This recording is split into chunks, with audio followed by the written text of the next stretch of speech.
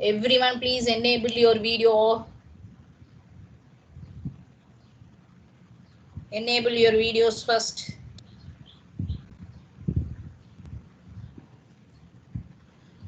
So, when regarding this nationalism in India, we have seen about 4 topics. That is what I have told you yesterday. One is sense of from the back I am going, sense of collective belonging, civil disobedience movement, non-cooperation movement, and the movements which led to the other movements. That is Satyagraha, Rowlatt Act, Jallianwala Bagh, Khilafat. So under these headings only we have seen for nationalism in India. Now we will see the 2 topics, Satyagraha and Rowlatt Act. From the beginning we will have a glance. So here we can see the idea of Satyagraha in page number 54, that is 1.1. So when Mahatma Gandhi returned to India in January 1915, please underline the key word, those who have not underlined. Just listen to this. When he came back to India in 1915, because he was practicing law in Africa. So when from South Africa he came back and he successfully started the Satyagraha movement that was called as a mass agitation. Next page, that is page number 55. Whatever in your NCERT book, just take it. So it is a mass agitation. Please underline the first line, the word is there. A novel method is nothing but the new method of mass agitation, which he called Satyagraha. So what is the idea of Satyagraha? Please underline. Emphasize the power of truth and the need of search for truth. So the power of truth and to the need to the search for truth is the idea of Satyagraha. So it suggested that, please underline, if the cause was true, if the struggle was against injustice, first they are telling if your cause, if your reason is true and it was against injustice, then the physical force is not needed. Please underline these lines.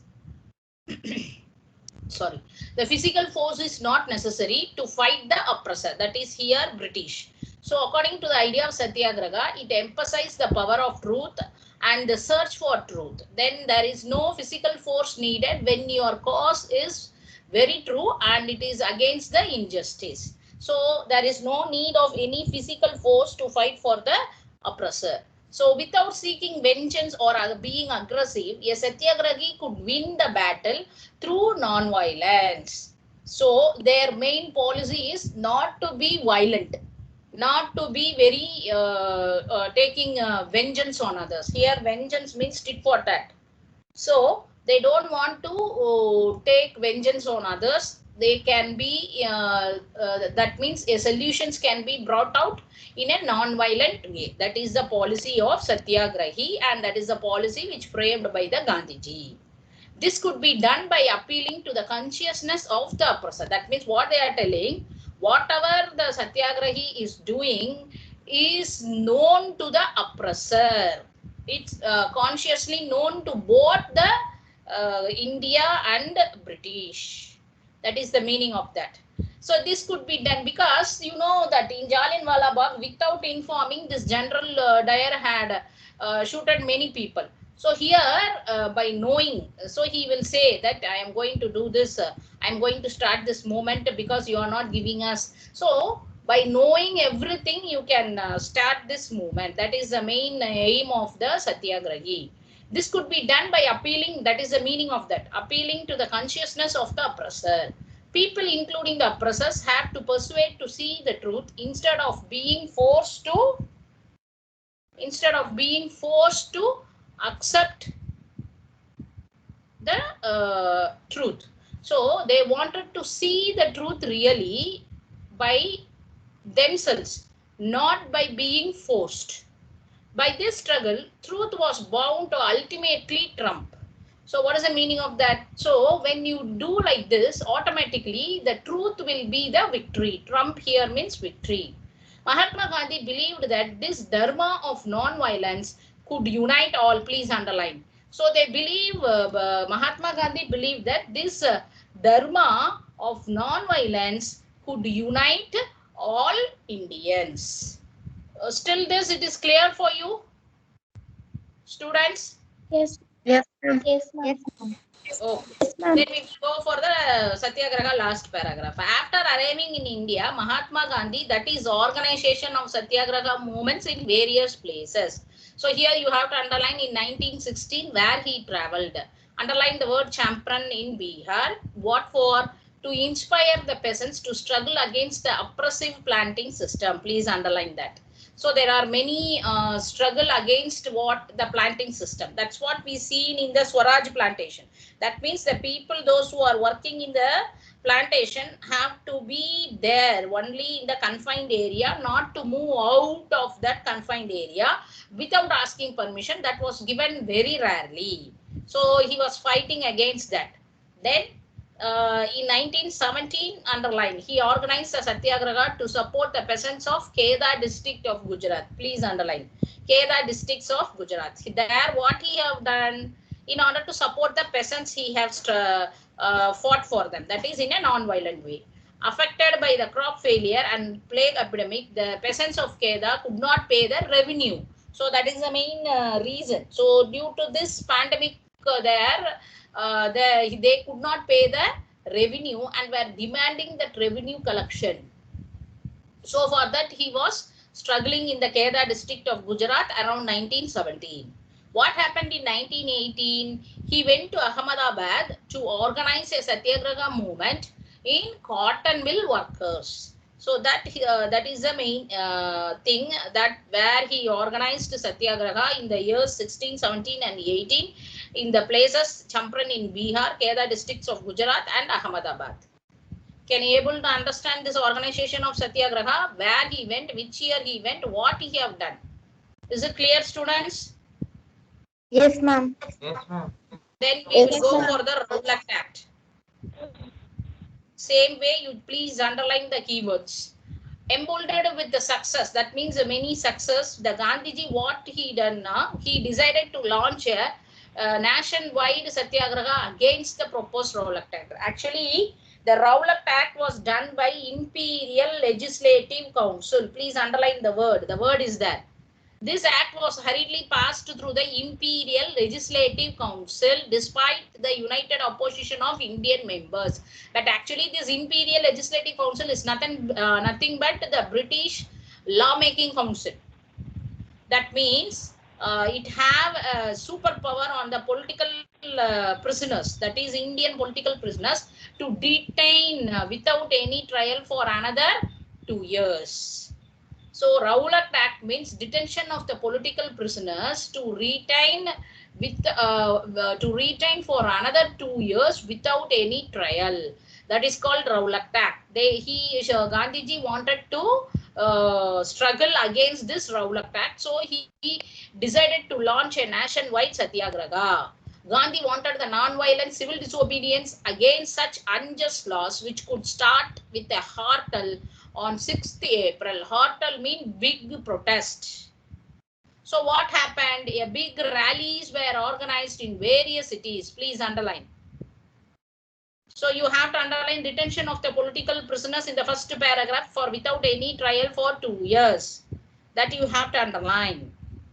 Then the rallies were organized in various cities. Workers went on strike in railway workshops and the shops were closed down. These were the movements or the events which was done against the British, against the Rowlatt Act. Alarmed by the popular upsurge and scared that lines of communication such as the railways and telegraph would be disrupted, the British administration decided to clamp down on the nationalists. So what happened? They got feared. They got frightened that all the places there were a big rallies and the protest against this Rowlatt Act. The shops were closed down, the railway workshops went on strike. So what happened? The whole economy will be affected, the whole communication will be affected. So the British administration decided to clamp down, that means to stop the nationalists. So the local leaders were picked up from Amritsar and Mahatma Gandhi was barred from entering Delhi. That means barred means stopped. So the Mahatma Gandhi was not allowed to enter the Delhi, so that the movement will become a mass movement. So they doesn't want the main leader to enter the Delhi, and on April 10th, the police in Amritsar fired upon a peaceful procession, provoking the widespread attack on the banks, post office and railway stations. Martial law was imposed and General Dyer took the command, which led to the Jallianwala Bagh massacre. Is it clear, the Rowlatt Act? So Yes, ma'am. everything have a link. That's what I was about to say. So each subtopics have a link. So when the Rowlatt Act is over, the British, see here, British versus India. When British have done something, the India have to act. When India have taken some steps, the British have to act. Likewise, only it will come. So Satyagraha, then Rowlatt Act, then the people were started going for rallies. Then the effect is Jallianwala Bagh. Then the effect will be Khilafat movement. Then the effect will be with the British. Then there will be non-cooperation. Likewise, vice versa. If any measures or movement was conducted by India, opposite to that the British will take. So opposite to that British, the Indians will go by protesting in a big rally. So it will happen vice versa. That means once there is a event, there will be the result. So likewise, it will go, keeps on going and going. So we have to understand the link from where it is coming. So can you able to understand what is Rowlatt Act? Yes, ma'am. Now we will go for the, that's what we have said yesterday for the seminar, isn't it? So towards the civil disobedience movement, who is explaining towards the civil disobedience movement alone? Any volunteers? What about the remaining 97 only present? If I ask seminar, then everyone will leave. Arun Divagaran, are you able to say some points in the towards civil disobedience? No voice will come out. Anbu Chelvan, are you in which class? B or A only? Bhumish Raj, Charuk is today absent. All are planned.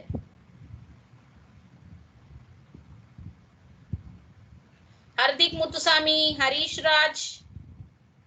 Hardik Muthusamy or Harish Raj can say.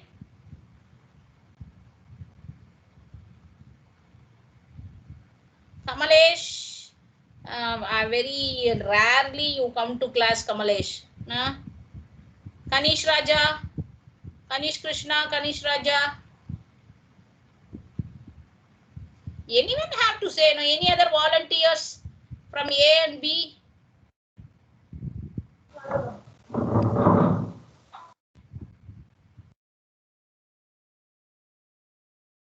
Hello. I told to conduct a seminar. Why you are all keeping quiet? Huh? No one interested in conducting the seminars. I'm Charlie. May I know your name, dear? Hello? Someone said, shall I? Who said that? Hello, I am asking you guys, ma'am. Please don't tell me to keep on telling your names. Please, anyone be volunteer and just explain to us a civil disobedience movement. Ma'am, Priyanka. Yes, tell me, Priyanka. Enable your video.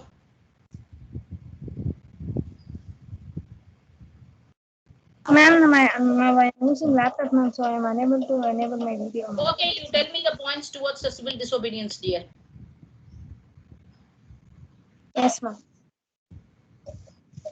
Towards civil disobedience, in February 1922, the cooperation movement was withdrawn by Mahatma Gandhi because he felt that it was turning violent in many places. Some of the leaders wanted to participate in elections to the provincial councils. D.R. Das and Motilal Nehru formed Swaraj Party. In the late 1920s, Indian politics again shaped because of two factors. The first factor was the worldwide economic depression, and the second effect was agricultural prices. The Statutory Commission was set up to look the functioning of the constitutional system in India and suggest changes.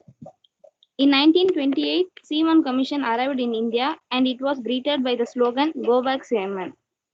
In December 1929, under the presidency of Jawaharlal Nehru, the Congress formulated the demand of Purna Swaraj. It was declared that 26 January 1930 would be celebrated as Independence Day. Ma'am, the Salt March and the civil disobedience movement also, ma'am. Yes, ma. Yes, ma'am. The Salt March and the civil disobedience movement. On 21st January 1930, Mahatma Gandhi sent a letter to the Missouri Iron starting 11 demands. Among the demands, the first stirring of all was the demand to abolish the salt tax, which is consumed by the rich and the poor. The demands needed to be fulfilled by 11th March or else Congress would start a civil disobedience campaign. The famous Salt March was started by Mahatma Gandhi, accompanied by 78 of his trusted volunteers. The march was over 240 miles. The march was from Gandhiji's ashrama in Sabarmati to the Gujarat coastal town of Dandi. On 6th April, he reached Dandi and ceremonially violated the law, manufacturing salt by boiling seawater. This marked the beginning of the civil disobedience movement. The movement spread across the world and salt law was broken in many different parts of the country. Foreign cloth was boycotted, peasants refused, and in many places forest law was violated. In April 1930, Abdul Ghaffar Khan, a devout disciple of Mahatma Gandhi, was arrested. Mahatma Gandhi was arrested a month later, which led to attacks to all structures that symbolized British rule. By witnessing the horrific situation, Mahatma Gandhi decided to call off the movement and entered into the pact with Iran on 5th March 1931. Gandhi concerned to participate in the Round Table Conference in London. When the conference broke down, Mahatma Gandhi returned to India disappointed and relaunched the civil disobedience movement. It continued for almost a year, but by 1934, it lost its momentum. Okay, dear. Thank you. Thanks a lot. Any boy side can give me the explanation for the same thing towards civil disobedience movement and the Salt March? Boys, are you all there, boys? Lohit, may I know your name, dear? Divya Darshan. Divya Darshan, tell me, Divya Darshan. Towards civil disobedience movement and the same thing, Salt March. Yes, ma'am. February 1922, the non-cooperation movement was withdrawn by Mahatma Gandhi, ma'am, because it was turning violent and satyagrahis wanted to be trained before it was changing into a mass struggle, ma'am, and some of the leaders want to participate in the election, ma'am, because they were tired of this protests and some more rallies. So they want to participate in election to the provincial councils, which was which was stelling by the Government of India Act of 1919. Ma'am, they felt that there should be someone inside the British Council who can argue to reform and also demonstrate that these policies were not truly democratic, ma'am. And Swaraj Party was formed by C.R. Das and Motilal Nehru. In the late 1920s, Indian politics again shaped because of two factors. Ma'am. The first effect was the worldwide economic depression. The thing was there was a great depression in economic, and the second effect was the falling of agricultural prices. The Statutory Commission was set up to look into the function of the constitutional system in India and suggest changes. In 1922, Simon Commission arrived in India and it was greeted by the slogan "Go Back, Simon." In December 1929, under the presidency of Jawaharlal Nehru, the Lahore Congress formalized the demand of Purna Swaraj, that is the thing of full independence for India. And it declared that 26 January 1930 would be celebrated as Independence Day. And next topic is the Salt March and the Civil Disobedience Movement. On 31 January 1930, Mahatma Gandhi sent a letter to Vikrayugan stating 11 demands. Among the demands, the most stirring of all was the demand to abolish the salt tax. Salt tax is people have to be using this salt for as an ingredient for the food as compulsory. So by using this thing, British have asking British was asking tax for this use of salt, and the salt tax which is consumed by the rich and the poor. The demands needed to be fulfilled by 11 March, or else Congress would start a civil disobedience campaign.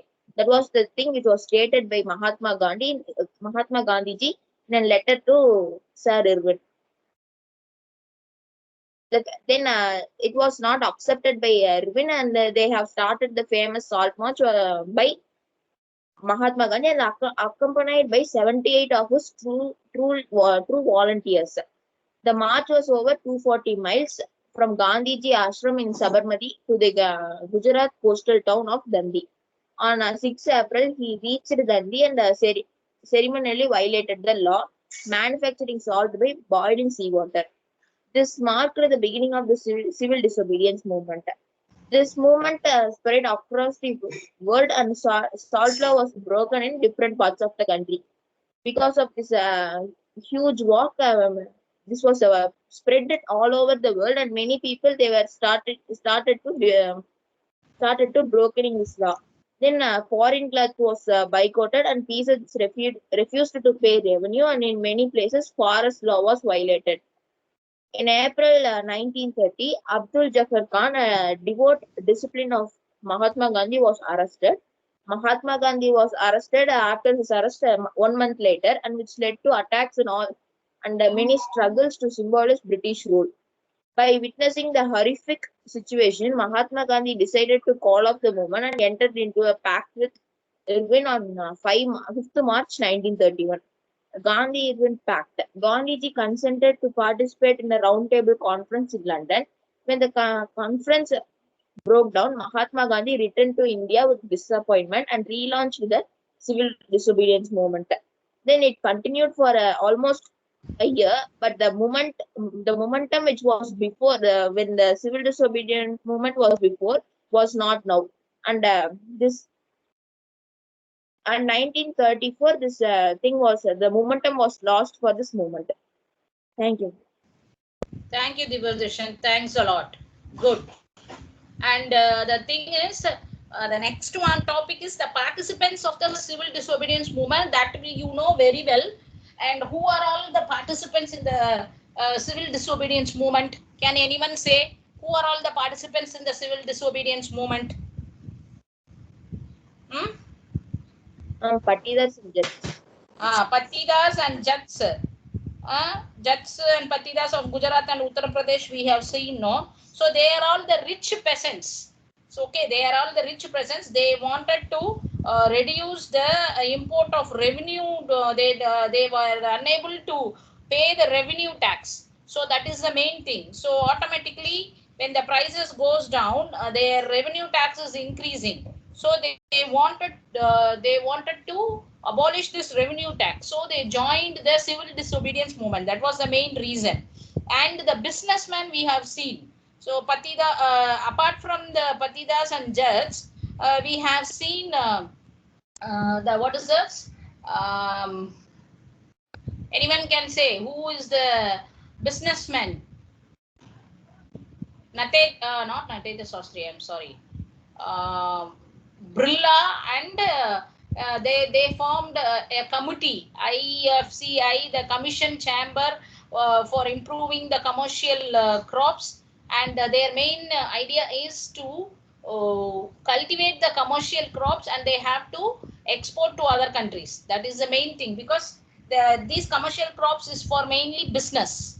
Okay, so these things we have to see. So apart from that, the workers they didn't participate too much, but they had the cap of Gandhiji and they protested for their hygienic conditions and to give the wages regularly in a justifiable way. So these are all the things, and the poor persons cannot pay their rent. So they also participated in the civil disobedience movement.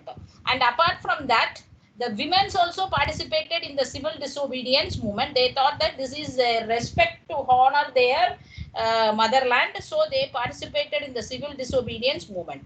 And one important thing here is the limits of the civil disobedience movement. That means the Dalit didn't even participated and the Muslims didn't participated, because the Hindus were supporting the Swaraj, Hindu Swaraj Sabha, and the Muslims thought that that will be the most dominating community. So the Muslims didn't participate. And at the same time, the Dalits wanted to have a separate electrolyte, where Ambedkar demanded a separate electrolyte for themselves with Gandhiji. So the Gandhiji refused and he was fast unto that.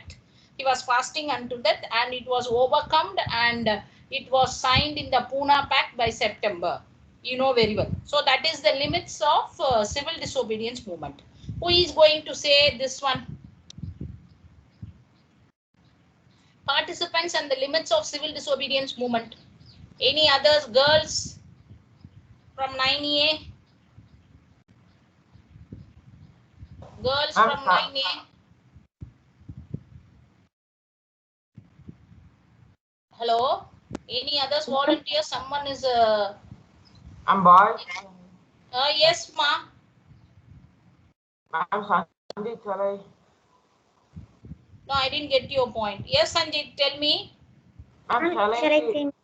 Who, ma? Ma'am, Tell me your Abhishalini, name. Then only I can able to recognize. ma'am. Ma'am, Abhishalini, ma'am. Abhishalini, tell me, Abhishalini. Sanjit, you Ma'am, can yes, tell next. Ma'am, okay, ma'am. Okay, Ma'am, ma'am. and good morning, friends. Now I'm going to take seminar which is based on how participants saw the civil disobedience movement. Uh, there are many participants who actively take part in the civil disobedience movement. Uh, there are many people among them. There are 5 people who took the movement very actively and they were protesting. In that, first one is rich peasants. We know that peasants are farmers, so these rich peasants were also were joined in the civil disobedience movement because due to the First World War economic depression, their prices were fall. That means their agricultural products were prices were very fallen. So their income was were also very low. At that time, only the British government insisted the people to pay the revenues, which were very higher. They could not able to pay the revenues, so that they were waited for a chance to protest. At that time only, the civil disobedience movement, they heard about the civil disobedience movement which was started by the Mahatma Gandhi. So they were eagerly joined in the civil disobedience movement, and they were their main aim was to reduce the revenues. So they started to protest. At that time, in 1932, they were 1931, it was they were very devastated, and they were not fulfilled by their demands, so that at that and 1931 it was call of this movement was call off by the Mahatma Gandhi. At the next year 1932, it was relaunched. At that time, many rich peasants were not participated, because they were the people was still disappointed, because their desired demands was not fulfilled in the first movement. So that they thought that in this again the movement which was relaunched will also not fulfill their demands. They thought like that, and they didn't even even most of the people was not joined the again relaunched movement. And poor peasants also having the same problem where there are many small tenants. Small tenants means the people who are getting who are cultivating the land from a rich peasant or from a rich people, getting the lands from them and paying the rent for them, cultivating their land and paying them a rent. So these people, these poor peasants, due to the economic depression in the World War I, they could not able to pay the rent to their owner, that to the landowner. So because due to the economic depression, they could not their agriculture products price was very higher, so many people couldn't able to buy, and so that their economic was very low, so only they couldn't able to pay the rent. So when they heard about the civil disobedience movement, they thought the Congress will help them. And when the Congress people was heard the demands of the poor peasants, that is they need heard the demands of the poor peasants, they were not supporting because of they thought that if they supported the poor peasants means it would be upset the rich peasants, so that it is like a radical movement. So sorry, so the Congress was not supporting the poor peasants, so that the poor peasants started the radical movements. Radical movements means harsh movements and violent movements, which was led by the socialist and communist. Then the business class people, these business class people were very powerful and became very rich during the First World War, because during the First World War only the prices were got higher, so that they got more profit. But after the World War I, they got they were stopped in their way to getting more profit. They were stopped by the British government, because the British government's policies and activities made them to restricted to earn more. Their policies restricted them to earn more, and so that they were started to they started uh, to form two communities, which were known as Indian Industrial Commercial Congress in 1920, and Federation of the Indian Chamber of Commerce and Industries in 1927. These two committees were all led by the prominent, which is very famous and industrialists like Purushottama Das and Thakur Das, and Purushottama Thakur Das and J.D. Birla. Their main demand was to protect uh, their main demand was to protect production against the imports of foreign goods, and the rupee sterling foreign exchange ratio that would discourage imports. These rupees sterling foreign exchange means in the British currency was more higher than the Indian rupee currency. So that the British got more profit in their imported goods, but the Indian businessmen didn't get more profit while they were importing the goods and selling in the market. So they were protesting against rupee sterling foreign exchange. And next, when they heard about this civil disobedience movement, they gave financial assistance. They supported the people by the financial way, and most businessmen came to see Swaraj for these two reasons only. And the businessmen were afraid, or were very afraid of three reasons. Were afraid, not they're not like afraid. They were worried about three reasons. One is that the round table conference was failed when Gandhiji went to participate in that round table conference, that was failed. And the second one was militant activities. The militant activities means the people who are having the guns, and who the people with the guns, they will be looting many things in the shops, and they will be they will be looting the things by frightening the people with their guns and shooting the people. So these are the militant activities, and the uh, colonial policies also made them worried. So these three reasons which made the businessman worried at that time. Then the another person is that industrial working class. Industrial working class means the workers who are working in the industries, factories, likewise.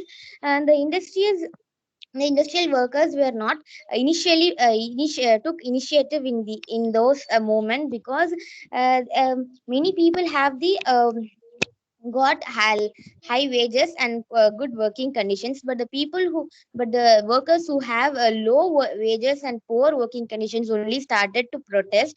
In the by how they have protested means by boycott of foreign goods. They were burning the foreign dresses, goods, etc. And many people in 1932 were introducing the strike. They were striking a strike. They imposed the strikes in 1930, and in 1932 dock workers made strikes. In 1930, the thousands of workers in the Chotnagpur tin mines wore the Gandhi caps and participated in the rallies and hartals and boycotted the campaigns. But the Congress was very reluctant to include workers' demand as part of its program of struggle. And another important feature of this civil disobedience movement is the large scale participation of women. Women were participated in large scale large scale, and many women went to the jail also. They participated in protested marches. They manufactured salt by their own, and they were picketed the foreign cloth. Picketed and foreign cloth means they were not allowing any people to wear the foreign cloth, and they were shut down the liquor shops, and they didn't allow the liquor shops to be opened. And the in urban areas, many women were high caste families are also involved in this movement moved by Gandhiji's call. They began to see service to the they thought this is the time to make service, to do service for their nation, and so that they have participated in their in the movement. Yes, ma'am. Thank you, ma'am. Thank you, Abhisalini. It's wonderful. Thank you. Thank you, ma'am.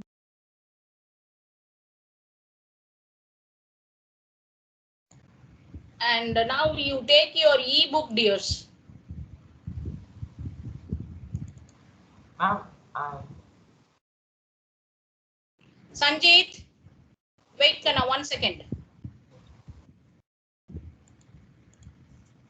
Yes, Sanjeet, you can explain now. yes, ma'am. Good morning to all. Myself, Manjit. I am here to take the topic about how participants are the.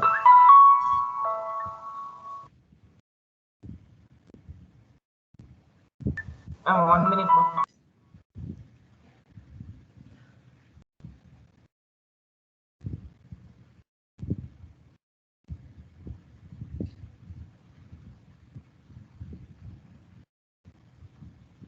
So in the meanwhile, others, you just see your e-book, the Ma'am, participants. can you hear me, ma'am? Yes, yes, yes. Yes, ma'am. Shall I start, ma'am? Yes, Sanjeet. Yes, ma'am. Good morning to all. Myself, Sanjit. I'm here to take the topic about how participants of the civil disobedience movement. There are four main peoples joined in the civil disobedience movement. First one, rich peasant communities. The rich peasant communities like the Paditas of Gujarat and the Jats of Uttar Pradesh actively participated in the civil disobedience movement. Uh, and the notion of Swaraj was struggle against the high revenues, and these rich peasants became enthusiastic supporters of the civil disobedience movement. Uh, mm, and they were organized their communities and at times forced reluctant members to participate in the boycott programs. However, they were deeply disappointed when the movement was called off in 1931 without the revenue rates being revised. Hence, when the movement restarted in 1932, many of them refused to participate in the civil disobedience movement.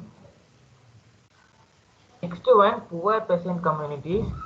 The poorer peasantry wanted reduction in the revenue demand, and they were also exemption in the rent because many of them were small tenants cultivating land rented from landlords, and they joined a variety radical movements often led by socialists and communists. However, Congress did not support their no rent campaign because of their association with the rich peasants and landlords, and the relationship with poor peasants and Congress were uncertain. The participants of the poor peasants was limited in the disobedience movement. Next, business classes.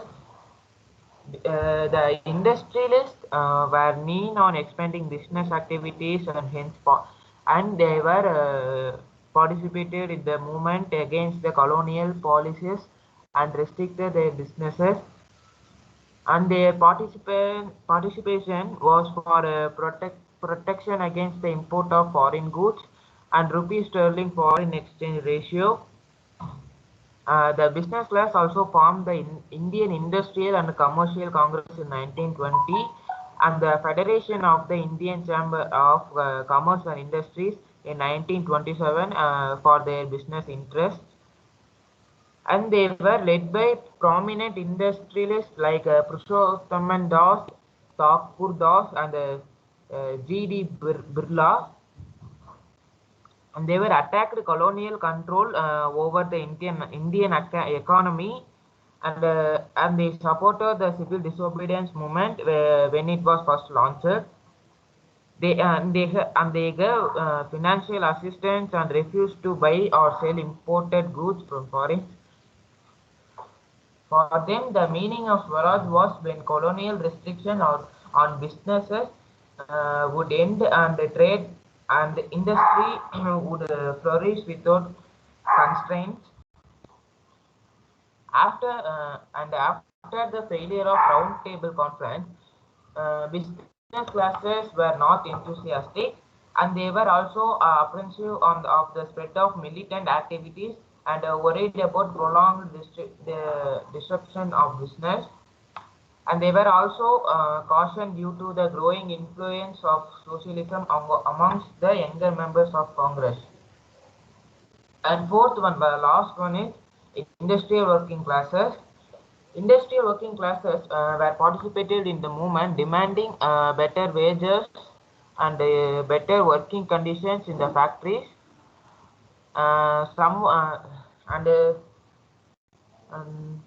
Some workers joined in the movement adopting Gandhian program like boycott of foreign goods as part of their own movements against low wages and poor working conditions in the factories. There were railway workers was strike in 1930 and the dock workers strike in 1932. In 1930, thousands of workers in Chota Nagpur tin mines wore Gandhi caps and participated in the protest rallies and boycotted the campaigns. But the Congress did not include their demands as part of it. The program due to fear of alienation of the industrialists and the division of the anti-imperialist forces. Ma'am? Okay, dear. Good. Thank you. Good. Student.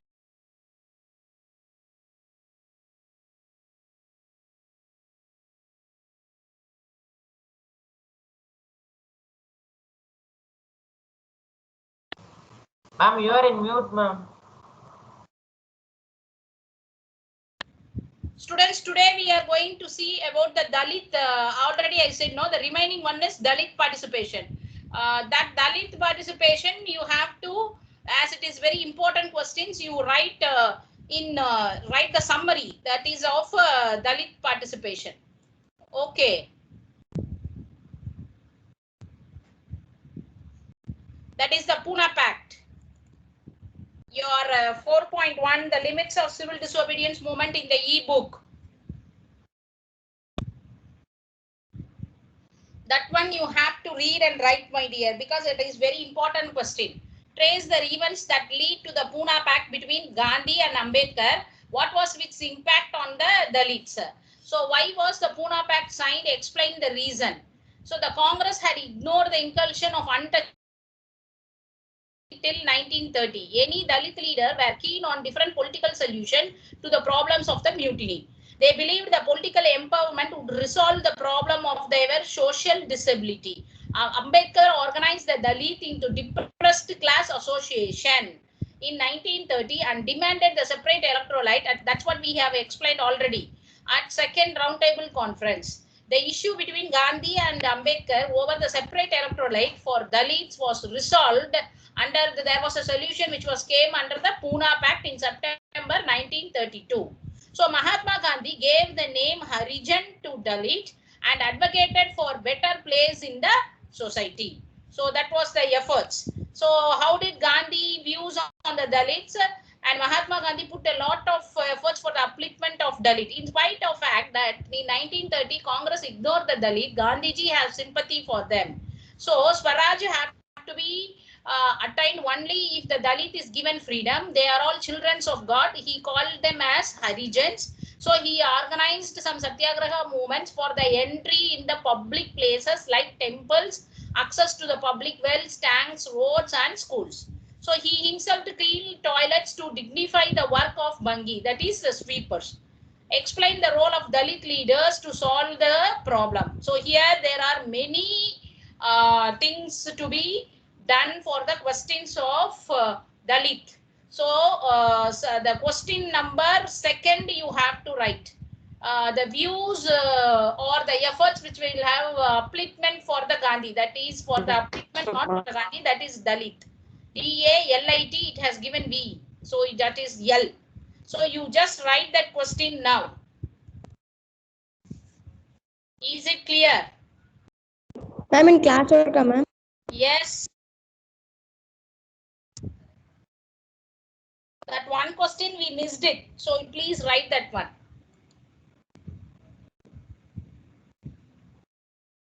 And you know very well on Saturday, the federalism is your unit test, dear. Okay.